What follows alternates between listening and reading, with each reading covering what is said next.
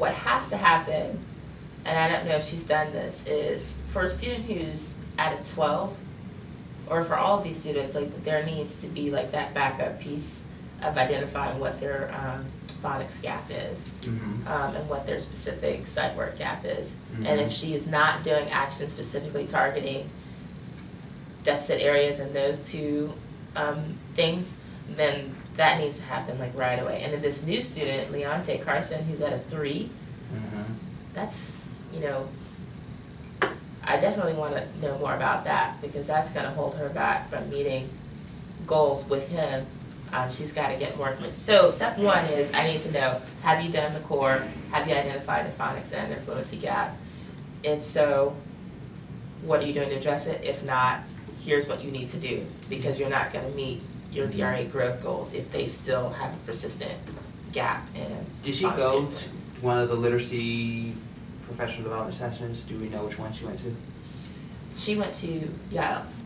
Which one was that? That was the reading, like how help on a struggling reader.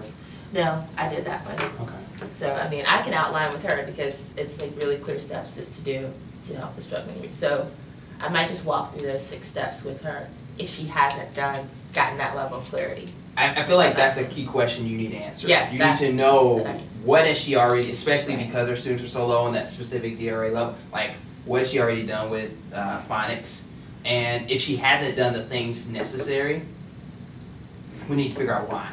So is it because she doesn't know how, or she didn't know to do them, and then also she doesn't know how? Or is it that, like, and if that's the case, like, how are you going to make sure she has the same? So how are you going to make sure she can build that skill, right? Like, it sounds like you can walk her through that struggling reader session. Does that capture, like, does that make a teacher, like, stop, look at their DRA data, yes. think about where my students are on the DRA, what level that means, then yep. I should be providing aligned yep. support for, okay. Yep. Does it also help them to think through resources? So, like, yep. It sure does. Word phonics resources or whatever, okay. And then the big thing that I really love about this session is that it makes them identify the right cause.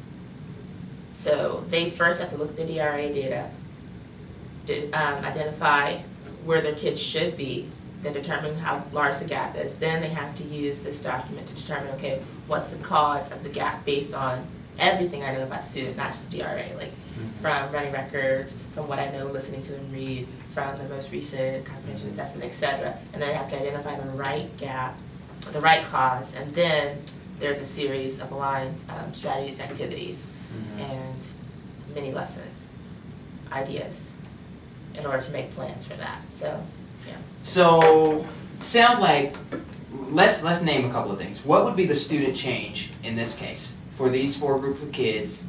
Let's say that our theory is confirmed when you talk to me earlier. It is these kids. It's like the biggest group that we need to prioritize right now, given where she is. Let's name our theory of what needs to be the biggest change for these kids, and then let's name our theory of what has to happen to build Mary's skill. Okay, so student change is what? To close the reading gap. Okay. So the student, more specifically, students need to be meeting weekly identified phonics goals or sight work goals. Probably and. It's going to be not and. It's going to be and not or. If they're at a 12 and a 3 and a 6. And does that, so I hear the literacy piece for sure, but does that also address the other concerns that we had about these key groups of students, because they were also our lowest math kids, and they were also the students who were the ones who were not fully, like when I look at her in the tracker, she's not strongly agreed for like our students starting to build enduring inner traits and mindsets like that, and so I'm assuming that these are also the students who are holding her class back from that, or maybe not the only ones, but like they're for sure a part of that group. So okay. What other student changes have to happen? So let me just like step back for a second. So when you're going through this process and we're thinking like, I've identified this subset, so I'm just going to be focusing on this subset. I don't want to like zoom out and go, I mean, she has a pretty small class, to the other 8 students. I just want to concentrate on these boys. I mean, I think that's what's going to give you the bang for your buck in the interim, right? So like if you're working with Mary over the next several weeks, and you and Mary are creating a plan where you're starting to see traction with these specific students because you're taking specific actions aimed at these students, then you'll be able to look back in a month or two if you've really been good with monitoring the pace of this change and say, okay, overall now my class is in a completely different place because we pinpointed our entry point. We pinpointed where we needed to focus the most time and energy and efforts and all that good stuff. Basically, this is helping you and her to prioritize your efforts. Okay, so if we look at it in that way, so the students need to be mastering weekly or bi-weekly phonics and sight words deficits.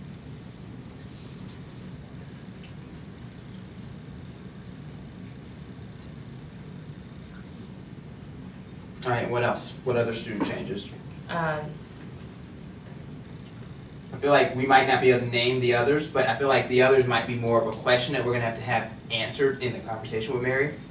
So like once we've identified what specific parts of the kind of student traits and mindsets piece in her vision are these students failing to uphold? Like, are they not showing the love of learning? Are they not, having the self-awareness? Are they not showing the citizens of the world piece, the confidence? Like, what piece of her vision are they not upholding, right? And then let's get concrete about like why that is, what are the cases where that's been the case. But then like, what does she want to do over the next several weeks? What does she want to see them starting to like embody these traits and characteristics? Like, maybe we're focusing first on confidence, and you and she are going to have to figure out, how do I build confidence in my students, in these particular students? Like, you're going to have to identify where do you want to start first, but there needs to be some kind of measure of success around, like, at the end of this period, my students they will be different culturally as a result of the thing that we're going to work on. Does that make sense? Yes, and so I think the thing that I have to think through in terms of